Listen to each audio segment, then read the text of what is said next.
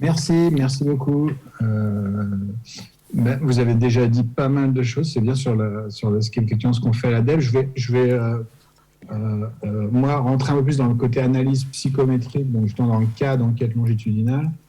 Donc, vous présentez notamment les modèles qu'on utilise et qui sont utilisés à l'international dans nos enquêtes. Et puis, dans le cas particulier d'enquête longitudinale, on adapte, finalement, on utilise un peu les mêmes modèles, un peu adaptés avec quelques résultats que je vous donnerai aussi en rejoignant d'ailleurs un peu ce qui a été dit par Quentin avant, c'est-à-dire qu'est-ce que ça veut dire finalement 20% d'écart type, 30% d'écart type, etc. Donc, c'est quelque chose où on a quelques éléments aussi que je pourrais partager avec vous et je serai très preneur de vos questions. Alors, comme ça a été dit juste à l'instant, à l'ADEPE, là, comme je vais me concentrer surtout sur les évaluations standardisées des compétences des élèves, juste un tout petit rappel très rapide, les enquêtes ont été citées là à l'instant. Donc, en général, on distingue un peu nos différents programmes en 3 blocs, donc des enquêtes nationales, des enquêtes internationales. Quand on dit enquête, c'est-à-dire qu'on les réalise sur des échantillons d'élèves, des larges échantillons d'élèves, typiquement entre 5 et 30 000, ça va dépendre, 5 et 30 000 élèves. Donc des gros échantillons sur lesquels on peut effectivement avoir des données d'observation et faire un peu un état du système éducatif. Et puis des évaluations en 3e bloc national exhaustives, donc qui concernent l'ensemble des élèves, que vous connaissez sans doute en début de CP, milieu de CP, début de C1, 6e, seconde, CAP aussi. Puis un test un peu particulier qui est passé lors des journées de défense et citoyenneté de détection de l'illettrisme. Voilà, c'est pour vous rappeler un tout petit peu ce panorama-là. Et dans ce qui nous occupe ici plus particulièrement, c'est effectivement, on a depuis l'ADEPE, depuis les années 70, on met en œuvre des suivis de cohortes d'élèves, donc vraiment des enquêtes longitudinales qu'on appelle des panels. Et dans ces panels, on suit les parcours des élèves, on a des interrogations très riches sur leur environnement familial, notamment, et aussi des évaluations à différentes étapes de leur parcours, des évaluations standardisées. Et donc, c'est là, dans ce cadre-là, surtout, que je vais vous dire un petit peu comment on modélise un peu ces résultats-là. On a aussi des données longitudinales quand on évalue des politiques éducatives. Typiquement, récemment, l'évolution de la politique de réduction à la taille des classes, il s'agissait de suivre. Ce n'était pas une évaluation randomisée, puisque la politique était déjà mise en place. Donc, c'était un dispositif quasi expérimental, on va dire, avec échantillons témoins et suivi de cohorte, là aussi. Pareil sur le plan numérique, etc. Donc, on a des expériences, disons, de suivi de cohorte, voilà, également sur la crise sanitaire. Donc, différentes expériences d'enquête longitudinale.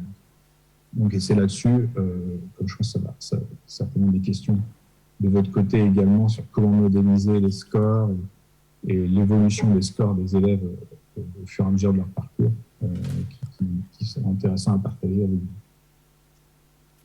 Alors, la principale problématique dans toutes ces enquêtes dont je viens de parler, on pourrait dire, c'est la comparabilité. Donc, la comparabilité notamment dans le temps, c'est-à-dire quand on a une enquête à un instant donné, qu'on la répète l'année d'après, ou 2 ans, 3 ans, 5 ans plus tard, on a envie évidemment de pouvoir mesurer les évolutions des compétences des élèves.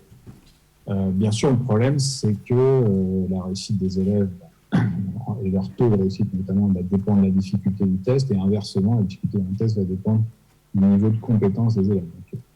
Donc, si on change les tests, ça devient plus difficile de mesurer le changement. D'ailleurs, les Américains ont une formule là-dessus, c'est « If you want to measure change, don't change the measure ».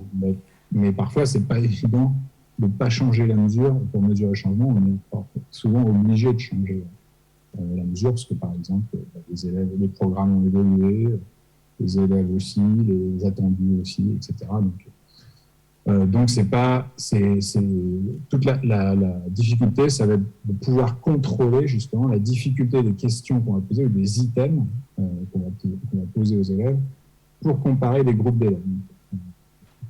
Tout l'enjeu va être là pour assurer une comparabilité et mesurer les évolutions sur ce qu'on appelle une même échelle de mesure. On va construire une échelle de mesure des compétences. Et ça, on utilise très classiquement, maintenant, ça veut dire que c'est vraiment dans les standards de ce qui est utilisé en psychométrie pour ce genre de problématique, ce sont ce qu'on appelle les modèles de réponse à l'item, dont je vais vous parler maintenant.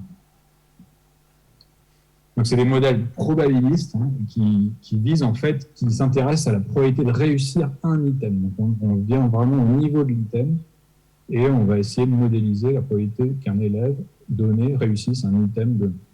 Alors ça va dépendre à la fois de caractéristiques de l'élève et de paramètres de l'item, typiquement son niveau de difficulté. Et donc ces modèles, vraiment, ils portent sur l'interaction élève-item et pas sur le score, un score agrégé global qui pose beaucoup de limites. Donc là, on est vraiment sur le côté, vraiment modéliser la plus petite donnée, l'élémentaire, j'aime bien, donc vraiment l'interaction élève-item, sa réponse à un item, c'est pour ça qu'on appelle ça le modèle de réponse à l'item. Et cette probabilité, on va la modéliser en fonction de ce qu'on appelle aussi de caractéristiques latentes, comme le niveau de compétence des élèves, évidemment qu'on n'observe pas à l'état naturel, c'est pas quelque chose qui existe en soi, donc c'est quelque chose qu'on peut approcher via les réponses des élèves de l'item. Mais en tout cas, la compétence des élèves est latente, donc ce sont des modèles qu'on appelle à variable latente. Alors, pour vous donner une petite illustration descriptive en fait, de ces modèles, c'est imaginons qu'on fasse passer un test à des élèves de 100 questions, de 150 questions, peu importe, et qu'ensuite, selon leur nombre de points en question, on les répartisse en 10 groupes d'effectifs égaux, donc des déciles, c'est-à-dire que le groupe 1, c'est les 10% des élèves les moins performants, ensuite le groupe 2, c'est les 10% suivants, etc., jusqu'au groupe 10, qui sont les 10% des élèves les plus performants. Et on regarde pour un item donné, c'est ce graphique, et ce sont des carrés, le taux de réussite de chaque groupe à cet item en particulier. Ce qu'on voit sur ce graphique, c'est vraiment attendu, c'est-à-dire que les élèves peu performants ont peu de chance, c'est pas peu de chance, ils réussissent peu l'item, moins de 10%, 10%, que les élèves les plus performants réussissent l'item quasiment à 100%. Pas forcément le cas de tous les items, en tout cas, voilà, c'est typiquement ce qu'on peut observer si vraiment avec des données vraiment, de statistiques descriptives. Et donc, l'idée un petit peu de modèle de réponse à l'item, c'est justement modéliser cette interaction entre le score, c'est le niveau de compétence globale des élèves, et la réussite à un item, et après, de manière probabiliste. Mais là, voilà, on peut faire tout simplement une petite modélisation comme ça, à s'amuser à trouver la courbe qui passe au plus près des points, un peu comme on le ferait pour l'évaluation. Ici, sauf qu'on est entre 0 et 100, il y a une borne sur l'axe des ordonnées, donc 2 bornes sur l'axe des ordonnées, donc c'est deux types de modélisation et des fonctions de ce type-là, qu'on appelle des sigmoïdes. Donc on va essayer de modéliser cette relation entre la compétence des élèves et la réussite à l'unité. Alors ça, c'est de manière descriptive, et en fait, ce que font ces modèles, c'est de le faire de manière probabiliste. Donc, pour la formule en soi, elle n'est pas forcément, on n'est pas obligé de rentrer forcément dans la formule. L'important, c'est de comprendre graphiquement ici ce qui se passe. On a ce qu'on veut chercher à évaluer, notamment, c'est la compétence des élèves, afin qu'ils soient sur un continuum, ici, qui est standardisé de manière complètement arbitraire. Typiquement, moins 4 à 4, c'est en général, on met une origine à 0 avec un intertible de 1. Et cette compétence des élèves, représentant en abscisse, on va donc avoir une modélisation de la probabilité de réussir un item. Donc là, sur cette graphique, il y a 2 items. La courbe représente la probabilité de réussir un item donné en fonction du niveau de compétence des élèves. Donc ce qu'on voit tout simplement, c'est que de manière complètement attendue, il n'y a rien de miraculeux là-dedans, c'est que la probabilité de réussir un item augmente avec le niveau de compétence des élèves. C'est pas compliqué, c'est plus un élève est compétent, plus il a de chances de réussir l'item. C'est complètement ce à quoi on s'attend, ça rejoint le graphique que j'ai présenté précédemment. Et on va la difficulté d'un item, ce qu'on appelle son paramètre de difficulté, on va le définir comme étant le niveau de compétence pour lesquels on a 50% de chances de réussir l'item. Donc ici, c'est B1 par exemple pour l'item 1, B2 pour l'item 2. Et on voit que l'item 1, notamment, est plus difficile que l'item 2, puisqu'il a moins de chances d'être réussi. D'ailleurs, quel que soit le niveau de compétence, l'item 1 a moins de chances d'être réussi que l'item 2. Et donc, son paramètre de difficulté, logique par construction, est supérieur à celui de l'item 2, donc il a une difficulté plus importante. Et oui, effectivement, il est plus difficile, il est moins réussi. Donc voilà, ces modèles, c'est tout simple, c'est-à-dire que d'une certaine manière, on dit la probabilité de réussir un item, elle dépend de la compétence. Plus un élève est compétent, plus il a de chance de réussir, et elle dépend de la difficulté de l'item. Plus l'item est difficile, moins il a de chance d'être réussi. Donc c'est pas conceptuellement très compliqué, ça correspond complètement aux attendus. Le principal intérêt, c'est que ça sépare l'aspect compétence des élèves et paramètres des items. C'est ça, on va voir ensuite, le principal intérêt de ces modèles. On pourrait raffiner un petit peu ces modèles, c'est un peu souvent ce qu'on utilise, alors en ajoutant ce qu'on appelle un deuxième paramètre d'item, donc les paramètres de difficulté qu'on retrouve ici, avec un item 1 plus difficile qu'un item 2, et puis un paramètre dit de discrimination, qui est la pente de la courbe ici, qui peut être plus ou moins accentuée. Et on voit donc, pourquoi ça s'appelle discrimination, parce que imaginez, par exemple, un peu comme le cas de l'item 2, un item très discriminant, ça veut dire qu'il a très peu de chances d'être réussi jusqu'à un certain niveau. Et là, il y a comme un saut d'un coup où on arrive à partir d'un certain niveau de compétence, il y a quasiment 100% de chances de le réussir. Donc on appelle ça, on discrimine vraiment deux groupes d'élèves. L'un en dessous d'un certain niveau qui a très peu de chance, l'autre au-dessus d'un certain niveau qui a beaucoup de chance. Et à l'inverse, si la pente est très très plate, on pourrait dire qu'il est peu discriminant, c'est-à-dire que d'un niveau de compétence à l'autre, il n'y a pas tellement de saut de probabilité de réussite, donc il est peu discriminant. Donc voilà, c'est un raffinement. Nous, c'est principalement ce type de modèle qu'on utilise, qu'on va retrouver à l'international. Il y a beaucoup de possibles sophistications. Par exemple, ici, j'ai considéré des items dichotomiques, c'est réussite, échec, alors qu'on pourrait imaginer des items polytomiques avec différents degrés de réussite, par exemple. J'ai considéré une seule compétence, la compétence θ, je vous ai montré, il y a une seule dimension, c'est un modèle unidimensionnel. Les élèves sont rangés selon une seule dimension, donc on pourrait imaginer plusieurs dimensions.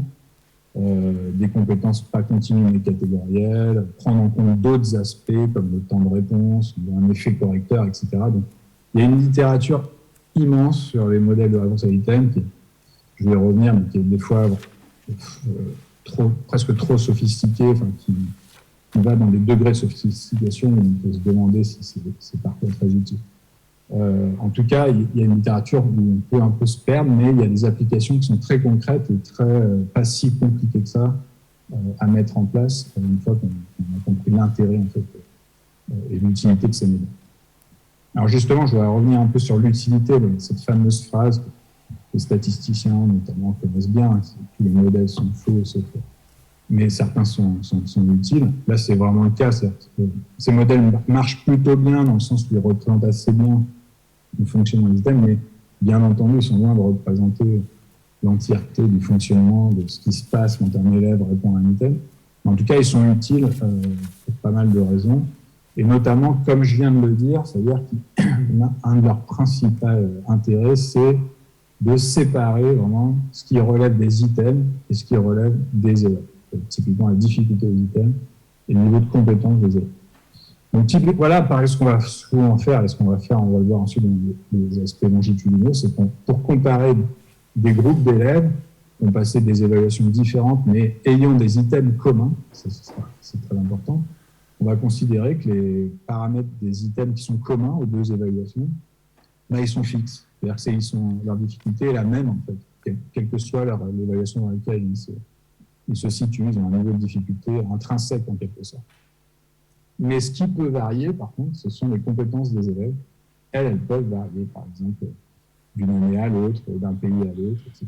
Donc c'est typiquement l'intérêt de ces modèles, le fait d'avoir pu séparer ces deux concepts, donc, et paramètres d'items, paramètres des élèves, qui permet de fixer l'un pour pouvoir mesurer l'évolution de l'autre.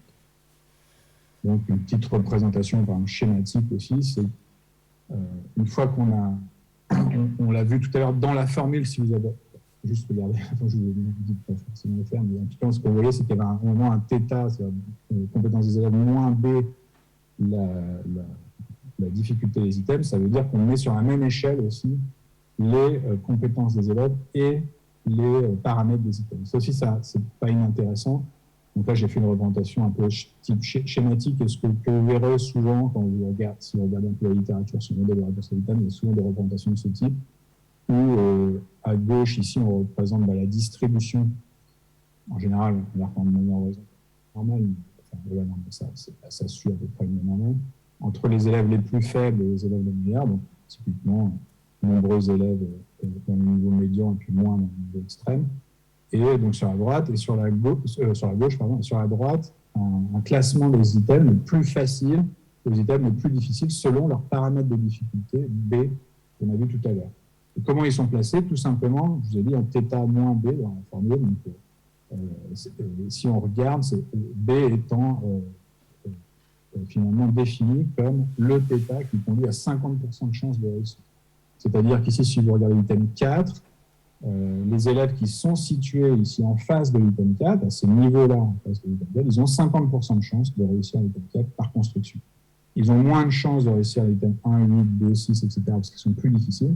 Ils ont plus de chances de réussir l'item facile, 12 par exemple, etc., etc. Donc on a une correspondance entre item et élève qui n'est pas inintéressante, notamment pour nous, quand on publie l'enquête CELR qui a été mentionnée. L'enquête CELR, typiquement, ça nous permet aussi de décrire le niveau de compétence en disant les élèves qui sont situés ici, autour de ces niveaux les plus faibles, par exemple, qu'est-ce qu'ils sont capables de faire comme item, disons. Ces items-là qui sont en face, le 1, 3, 4, 12, par exemple, ils ont 50% de chance de réussite. Ça donne une idée des types de tâches que ces élèves sont capables, maîtrisent ou sont à la limite de maîtriser. Et d'avoir une vision un peu comme ça, un peu de développement, on pourrait dire, des élèves en fonction de la complexité des items. Ça a un intérêt aussi tout à fait utile aussi d'un point de vue pédagogique pour pas seulement dire, voilà, il y a une moyenne de temps et un quartier de temps, mais aussi de pouvoir décrire les élèves selon les groupes de compétences auxquels ils appartiennent. Ça, c'est un intérêt aussi fort. Alors, voilà, je l'ai dit au départ, les problématiques où c'est un intérêt fondamental, c'est de pouvoir comparer deux populations. Donc, une fois qu'on a ce cadre où on peut placer ici sur la même échelle les compétences des élèves et des items sur un groupe, un groupe 1, et puis on fait la même chose sur un groupe 2, de manière séparée, par exemple. Et il se trouve qu'il y a des items communs entre les deux groupes, ici 4, par exemple, c'est très schématique, hein, c'est le cas d'école, en considérant, comme j'ai dit tout à l'heure, que les paramètres de difficulté des items ne changent pas, c'est-à-dire que les paramètres de difficulté intrinsèques, on est capable de comparer les deux distributions en bleu, là, les deux groupes, les deux distributions des compétences des élèves, chose qu'on ne pouvait pas faire directement si on n'avait pas ce lien via les paramètres de difficulté des items. Donc voilà ce qu'on appelle l'ancrage, ou parfois on appelle aussi l'équating entre deux tests différents, mais qui contiennent des items communs.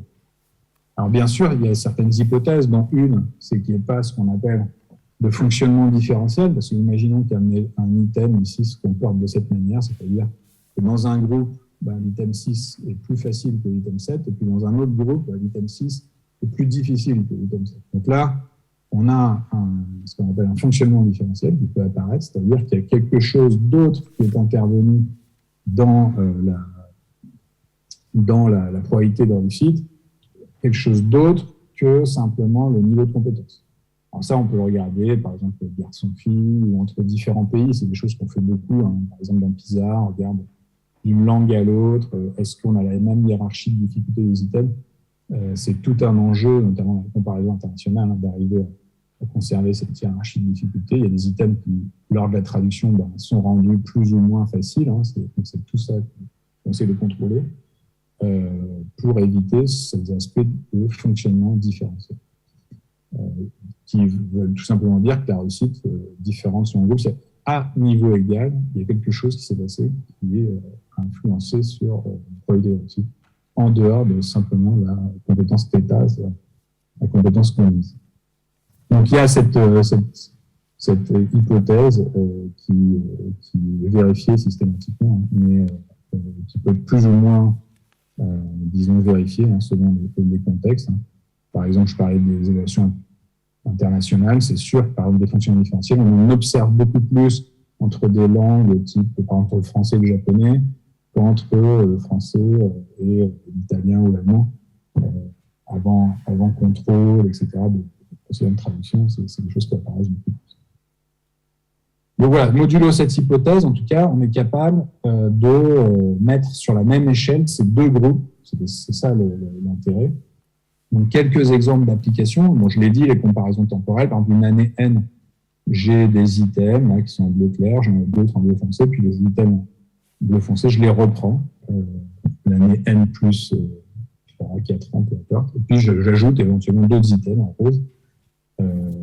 Parce que les programmes ont évolué, parce que le type d'interrogation a évolué, etc. Et donc, ça me permet ici, via des items communs, de pouvoir mesurer l'évolution entre les deux. Ce qu'on a vu. Une autre façon de faire aussi, c'est par exemple quelque chose qu'on a utilisé dans une enquête sur un calcul, c'est de passer plutôt via les élèves. C'est-à-dire qu'on avait une enquête sur le calcul en 87, on en avait une autre en 99. En 2007, on a fait passer les items de 87 et de 99 aux mêmes élèves, ce qui permet, grâce à ce dont je parlais, la conservation des paramètres de difficulté dans le temps d'une population à l'autre, de mettre finalement sur la même échelle les 3 années, bien que entre 87 et 99, il n'y a pas eu d'item repris.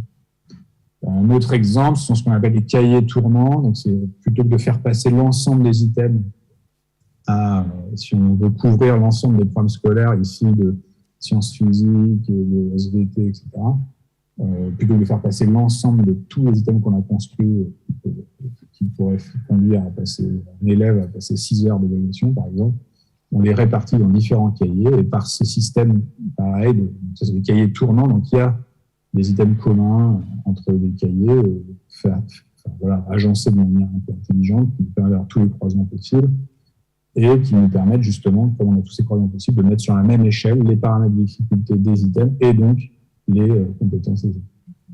Donc, voilà quelques exemples d'applications. Alors j'en viens à l'exemple d'application dans les enquêtes longitudinales qu'on emploie à la DEP, mais pas que. Je vous donnerai un exemple américain aussi tout à l'heure. Il y a ce qu'on peut appeler des évaluations un peu en escalier. Alors, c'est une des manières de faire. Là, par exemple, le panel qui est rentré au CP en 2011, quand il est arrivé au collège, on a justement mis en place une évaluation tous les ans, en fin d'année, donc fin de 6e, fin de 5e, fin de 4e, fin de 3e. Et à chaque fois, comment on a procédé? On a une partie de l'évaluation qui a été reprise l'année suivante. Donc, on n'a pas fait une évaluation pour les 4 niveaux, qui aurait posé quand même des difficultés, parce qu'on a eu des items potentiellement trop faciles pour les élèves de 3e, trop difficiles pour les élèves de 6e. Donc, on a ce système de reprise, ce qu'on appelle des fois en forme d'escalier. Et comme on a cette possibilité, l'hypothèse étant de dire que les paramètres de difficulté sont les mêmes, des items communs entre 6e, 5e, entre 5e, 4e, mais par contre, les compétences des élèves, elles, évoluent au cours du temps, ce qui fait que, bien sûr, ces items communs, ils vont être de mieux en mieux réussis, puisque les compétences des élèves augmentent au fur et à mesure de leur parcours. Donc, la démarche, elle est un peu la même, analyse des items en psychométrie assez classique, identification, bien sûr, des fonctionnements différentiels, puisqu'il peut apparaître des items même communs entre 2 années qui ne fonctionnent pas de la même manière pour différentes raisons, par exemple des programmes scolaires. Ensuite, on estime les scores et on peut placer sur la même échelle de compétences des élèves, quelle que soit l'année, 6e, 5e, 4e, 3e. Donc, on utilise ça aujourd'hui, bien qu'en fait, on pourrait, j'ai encore regardé juste avant aujourd'hui, là, ce qu'il y avait de récent, des modèles qui mélangent des modèles de réponse à item et des modèles de type modèle de croissance. Je pense que Pascal viendra là-dessus, des modèles qui modélisent justement le développement, donc qui seraient intégrés dans les modèles de réponse à item. Ça existe. C'est une sophistication des modèles de réponse à item. Mais alors, voilà, très franchement, je ne suis pas certain que ça apporte grand-chose finalement aux estimations au final. Et d'autant que par contre, le gros sujet, c'est que ça pose des gros problèmes d'estimation des paramètres. Il faut utiliser des méthodes assez complexes, notamment bayésiennes. On n'est pas sûr d'avoir vraiment plus un retour sur la qualité de la modélisation, etc. Donc, au final, de notre point de vue, et on n'est pas les seuls d'ailleurs, on préfère considérer les 4 populations ici comme finalement 4 populations indépendantes, les mettre sur la même échelle, même si au final, c'est les mêmes élèves 4 fois. Et ensuite, utiliser ces scores dans d'autres modélisations, type modèle de croissance, etc. Alors, un exemple concret, c'est le panel 6e 2007. Donc, je vous ai dit, c'est ça, non, c'est pas ça, pardon, c'est un autre 6e 2007. Pour le coup, on a évalué que en fin de 6e et en fin de 3e. Et on a mis donc, sur la même échelle à item commun. Ici, ce que vous voyez, c'est la différence entre le score de 3e et le score de 6e. Ici, selon la catégorie sociale des parents et selon donc, différentes dimensions. Et donc, c'est en pourcentage d'écart type. Vous voyez, c'est sur 3 ans, hein, parce que fin de 6e, sur fin de 3e, c'est 3 ans, 5e, 3e, ça fait 3 années scolaires. Ce qu'on voit, c'est que la progression des élèves sur cette même échelle, entre 0,6 et 1, on pourrait dire, grosso modo, sur 3 ans, ça fait qu'on est entre 20 et un peu plus de 30% d'écart type par an, si on résumait les évolutions. Donc ça, par rapport à ce que disait Quentin tout à l'heure, quand on a en tête une expérimentation et l'impact qu'elle peut avoir, 20%, 30%, ce qu'on voit, c'est finalement un peu le produit d'une année scolaire, sans doute sous-estimé avec les données de variance, c'est des tests qui n'étaient pas forcément liés, qui étaient moins liés au programme scolaire que d'autres tests, donc qui étaient un peu plus indépendants des programmes scolaires. Donc, on estime plutôt à 40% d'écart type à peu près, typiquement les matières scolaires, le fait de passer d'un niveau à l'autre, du 6e à 5e au cours du collège. Alors, si on regarde d'ailleurs un peu nos cousins américains, NCS, National Center for Education and Statistics, c'est un petit peu l'équivalent de l'ADEP aux États-Unis. Ils ont une enquête longitudinale où on peut trouver ce rapport. Je vous ai mis le lien ici si ça vous intéresse. Où ils publient justement les moyennes et les écarts types des scores. Alors ça, c'est au primaire. Alors, ils ont fait plusieurs évaluations par niveau. Mais si, par exemple, on se concentre sur la fin entre le grade 2, la fin de C1 et Spring grade 5, c'est la fin de CM2, alors on a les moyennes écartées à chaque fois. Donc, moi, j'ai juste fait tout simplement un petit delta d'une année sur l'autre en termes de pourcentage d'écarté, à quoi ça correspond. Donc, en gain, on voit qu'en lecture, on a à peu près aux alentours de 50-60% d'écarté. Et c'est assez variable en maths, entre 40 et 70%. C'est un petit peu, d'ailleurs, quand on regarde l'international, il n'y a pas forcément énormément sur d'échantillons, de données autour de ça, mais c'est un petit peu ce qu'on observe. Ça peut être tout à l'heure, j'ai dit 20, 30, mais ça peut monter. Ici, on voit jusqu'à 70%. On l'a vu observer nous aussi dans l'enquête Teams, ça montait à 60%. Donc, ça va quand même beaucoup dépendre des types de tests qui sont utilisés dans les différents programmes. Mais nous, voilà, ce qu'on a un peu comme, j'ai envie de dire, comme benchmark, c'est à peu près 40% d'écart type par an. D'ailleurs, donc, du coup, pour finir, juste quelques questions justement autour de tout ça, parce qu'une fois qu'on a fait tout ça, c'est un petit peu aussi une construction d'une même échelle. Il y a quand même une hypothèse aussi fondamentale de base, c'est est-ce que le construit est le même au fur et à mesure des années. Par exemple, ici, dans le cas américain, je n'ai pas forcément trop fouillé, mais on peut quand même vraiment s'interroger si la lecture, c'est la même chose au printemps de grande section qu'en CM2. Donc, ça, c'est quelque chose que moi, personnellement, j'aurais pas. Voilà, c'est pas. Les construits sont extrêmement différents dans les âges, voilà, notamment ici en grande section, par exemple, on sera par exemple sur les choses autour de la phono, etc. Ce qu'on fait nous dans les évaluations nationales. Typiquement, on n'a pas relié. Voilà, on a un autre panel CP, on n'a pas mis sur la même échelle des aspects de CP, des aspects de CM2. Ça nous semblait trop éloigné. C'est pas du tout le même construit. En revanche, on l'a fait entre 6e et 3e, ce qui pourrait aussi, bien sûr, être critiqué et interrogé, mais qui, de notre point de vue, pose quand même moins de problèmes, parce qu'on est sur des construits qui sont beaucoup plus proches que ceux que je viens d'évoquer, le cas américain. Donc, la question du construit, c'est clair qu'elle est primordiale.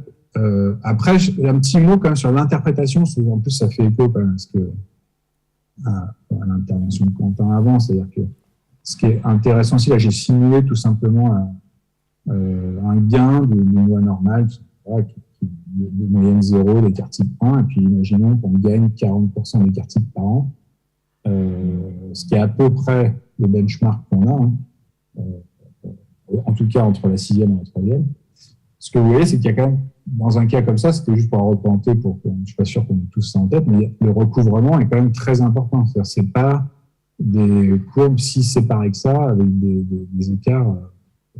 Voilà, il n'y a pas une distinction entre les courbes si importante que ça. Et donc, par exemple, je donne un exemple en disant que si on prend, il y a un tiers des élèves de première année, si on pense à la 6e, à la fin de 6e, il y a un tiers des élèves de fin de 6e, en fait, qui dépassent le premier tiers des élèves de fin de 3e. Un autre exemple, c'est qu'il y a 20% des élèves de 6e qui dépassent le niveau médian de fin de 3e. Donc, peut-être par rapport à nos représentations entre les élèves de différents niveaux, ça peut, voilà, il y a sans doute des recouvrements plus importants que ce qu'on peut avoir en tête. Et bien sûr, c'est une traduction de l'ampleur des inégalités de chaque niveau. Et juste pour finir, je donne un exemple ici, notamment l'inégalité sociale, où on voit que, donc ça vient de CEDRE, j'ai pas de mal, enfin, CEDRE 3e ici, entre le quart, le premier quart, c'est le quart des élèves des collèges les plus défavorisés socialement, et le 4e quart, c'est le quart des collèges les plus favorisés socialement. Et ce qu'on voit, alors là, c'est mal placé, mes 34 points, je suis sur l'année 2019. Donc, mes élèves qui appartiennent au collège les plus défavorisés sont à 220 points, alors qu'ils sont 254 dans le collège les plus favorisés. Donc, il y a 34 points d'écart pour un écart type global qui est autour de 50. Donc, on est à peu près à 68% d'écart type, ce qui représente, par rapport à ce qu'on vient de se dire avant, presque 2 années de scolarité. Donc, ça aussi, c'est tout à fait intéressant d'avoir ces échelles de mesure sur notamment la version longitudinale d'année par année, parce que ça nous donne un petit peu une idée de l'ampleur des inégalités. Ici, en gros, presque 2 années scolaires entre le quart des élèves défavorisés, des collèges favorisés et le quart des collèges favorisés. Voilà, c'est tout ce que je voulais vous dire. D'ailleurs, je crois que je suis arrivé au bout de mon temps, donc je vous remercie et je suis tout à fait disposé à échanger avec vous. Merci beaucoup.